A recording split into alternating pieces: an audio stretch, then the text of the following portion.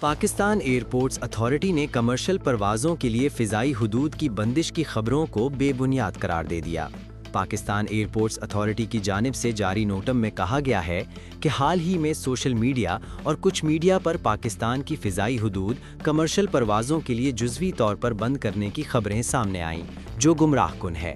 Notum के मुताबिक फ़िज़ाई हुदूद से मुतल्लिक एक मामूल की ऑपरेशनल इत्तला है। इसमें सिर्फ कराची और लाहौर फ़्लाइट इंफॉर्मेशन रीजन्स के अंदर मखसूस air traffic services route segments की आर्जी अदम दस्तयाबी का ऐलान किया गया है, जिसके मुताबिक 3 से 31 मार्च तक रोज़ाना मखसूस औकात में ग्राउंड से लामहदूद ऊंचाई तक बंद रहेंगे और ये सिर्फ ऑपरेशनल वजूहात की बिना पर है।